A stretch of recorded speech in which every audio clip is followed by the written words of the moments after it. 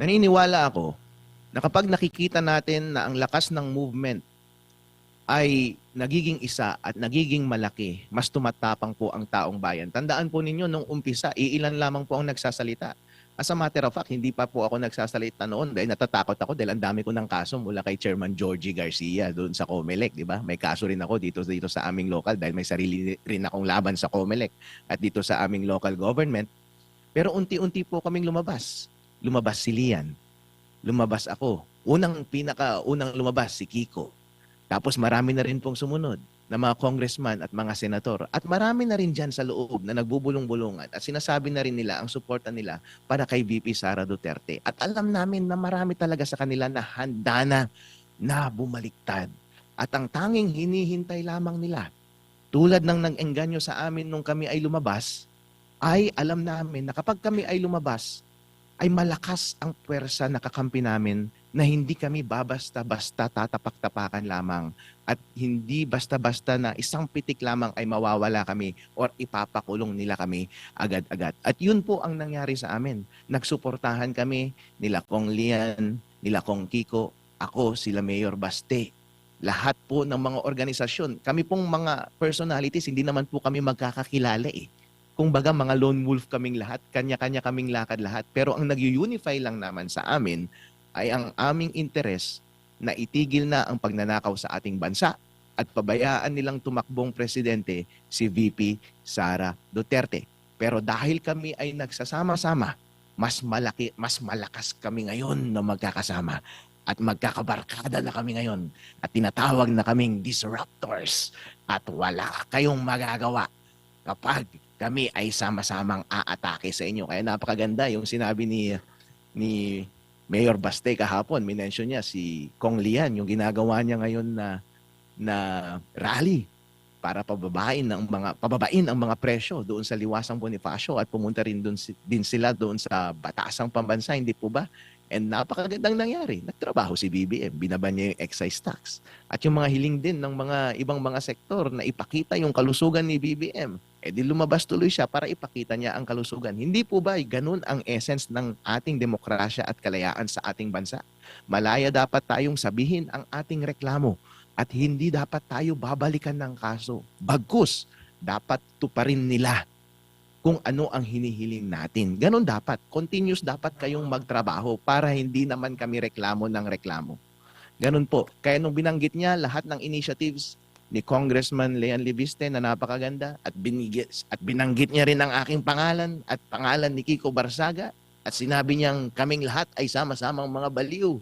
Well, kami ay mga baliw lahat dahil sa organisasyon, dahil sa ganitong gobyerno na puro pagnanakaw na lamang ang ginagawa, ang mga taong maingay at gustong tumigil kung ano ang status quo ay hindi mo maiiwasan na bibigyan ng label na baliw. Kung yun ang gusto nyong ibigay na label sa amin, pues magiging baliw kami at hindi kami titigil hanggat hindi mahihinto ang korupsyon sa ating bansa at lahat ng kalokohan na ginagawa ninyo na pang-aabuso ng impeachment process na nakasaad sa ating saligang batas at para buwagin ang ating democratic process na ang kalayaan ng Pilipino na kanilang iboto ang gusto nilang presidente sa susunod. Opo, Attorney, magandang gabi, si Admar po ito. Ano naman masasabi niyo po na ikinokonek itong koalisyon na maagang namumulitika? Kung paagahan lang ng politika ang pinag-uusapan, mas maagang namulitika si Bongbong Marcos. Bakit? Wala namang dahilan para gantihan niya ang Duterte. Una, pinaaresto niya si Digong Duterte. Pangalawa, sinampahan niya ng impeachment si VP Sara Duterte. Meron bang dahilan para gantihan niya sila? Wala naman. Ang mga Duterte nga ang nagpapanalo sa kanya bilang presidente ng Pilipinas. Nung una siyang tumakbo, hindi nga siya makapanalo, hindi ba? Panalo si Digong noon pero talo siya. Alam niya na ang tanging paraan lamang niya para manalo nung tumakbo siyang president ay dumakit pa rin siya sa mga Duterte. Kaya utang na loob niya sa Duterte ang kanyang pagkapanalo bilang presidente. Pero dahil mahina siyang presidente, napaglaruan siya ng mga ambisyosong nasa paligid niya, katulad ng ambisyoso niyang pinsan na si Tambaluslos, na pressure tuloy siya, at kung sino-sino mang mga ganit sa kapangyarihan sa kanyang paligid, ngayon tuloy gusto nilang pabagsakin at huwag nang bumalik sa kapangyarihan ang mga Duterte. Walang dahilan, pinakulong niya si Duterte at isinuko niya sa mga dayuhan. Bakit niya ginawa yun? As a matter of fact, meron namang mga institusyong pangdemokrasya and accountability sa Pilipinas. Meron naman tayong gumaganang judiciary. Meron naman tayong gumaganang ombudsman dito. Doon sa Rome Statute ng International Criminal Court, merong complementarity na tinatawag na kapag gumagana ang iyong mga judicial institutions sa iyong bansa, walang jurisdiction ang ICC.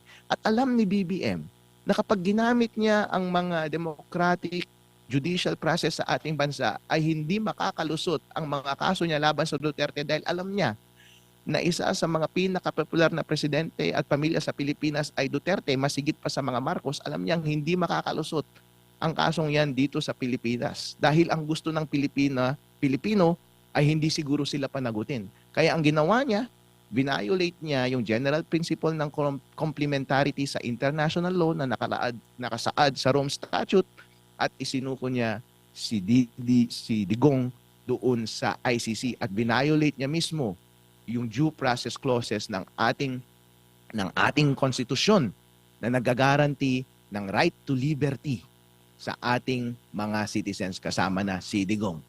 Ano pa ang kanyang ginawa? I-violate niya pa rin ngayon yung democratic process ng ating konstitusyon. Malaya tayong mamili ng ating presidente. Ramdam na niya na hindi satisfied ang tao sa kanyang pamumuno. Yung pagkakataon na ibinigay sa kanya ang taong bayan, ang pangako niya noon, babawiin ko ang dignidad ng Marcos, babawiin ko ang dignidad ng Pilipinas, babawiin ko ang dignidad ng mga Ilocano. Umasa kami doon, naskam kami, binoto namin siya. Pero ngayon, wala siyang ginawa, napakatamad, hindi nagtatrabaho. Meron pang mga aligasyon na adik parating nagko-cocaine. Hindi namin nararamdaman ang trabaho. Ang inaatupag niya ay naghihiganti sa mga taong pinagkakautangan niya ng loob na hindi namin maintindihan ng dahilan para lamang ipromote ang hindi naman sikat at hindi kilalang kanyang pinsan. Bakit puro resentment ang gumagana? Hindi naman yun ang gusto ng taong bayan. Bakit mo pinagbibigyan yung mga ambisyoso mong mga kamag-anak? Yun ang problema sa kanya. Kaya hindi po masaya ang taong bayan doon. Huwag niyang pigilan ang gusto ng taong bayan na mamili ng kanilang sariling leader sa susunod na eleksyon. Kung ang taong bayan hindi nila kilala si Tambaluslos, hindi nila kilala kung sino man ang manok ni BBM, dapat wag pakialaman ni BBM ang gusto ng taong bayan. Huwag niyang abusuin ng konstitusyon at rules ng House of Representatives para lamang i-impeach si VP Sara para hindi na maging presidente pa kahit kailan pa ang Duterte sa mga susunod na eleksyon. Hindi pwede yan. Tahasang pang-aabuso yan at hindi papayag ang Pilipino. At yun po ang dahilan. Kaya nabuo ang Ridge Coalition. Lahat po ng Pilipino, ang sentiments po nila ay ganoon po. Pero kalat-kalat po kasi ngayon sa social media at sa lahat ng aspeto ng ating lipunan. Ang ginawa po ng Ridge Coalition ay pinag-isa silang lahat. At inilagay naming leader sa taas ang kapatid ng ating Vice President, whom we have our utmost trust and confidence. Si Baste Duterte na napakalakas ng dating, parang ng kanyang daddy na si Digong. Parehong-pareho silang magsalita. Napakasarap nilang pakinggan. Ang sarap pong pamunuan ng mga ganitong taong malalakas. Opo, at nabanggit naman kanina ng Malacanang na sa pamamagitan ni Yusek Castro no, sa isang yung kanyang regular press briefing na ang gobyerno daw ay bukas sa lahat ng mga suhestyon na makakatulong. No? Nabanggit nyo itong koalisyon na ito sa paglaban ng korupsyon. Ramdam nyo ba? Kasi maraming mga pahayag kung ano yung mga dapat gawin, ano yung mga pagpunas sa naging hakbang ng gobyerno, dapat ganito ang gawin. Nakita nyo ba na nakikinig ang gobyerno sa kasalukuyan? At tugma ba yung sinabing nakikinig ang gobyerno at bukas lagi sa anumang suwestyon na makakatulong sa pagpapaunlad ng bansa? By and large, hindi natin nararamdaman. Bakit? Simula nung umpisa na umupo si BBM, wala siyang ibang inatupag, kundi kasuhan lahat ng kumokontra sa kanya. Ako, nung nag-comment ako about sa COMELEC, kinasuhan niya ako. Si Kiko Barsaga, nung nag-comment about sa korupsyon ng mga congressman, senador at ng administrasyon ni BBM, kinasuhan at sinuspinde. Si Lian Leviste, nung nagkomento tungkol sa pagnanakaw ng kaban ng bayan, kinasuhan din. wala silang inatupag kundi patahimikin lahat ng suggestion sa pamamagitan ng pagkakaso at pagpapakulong sa kanilang lahat.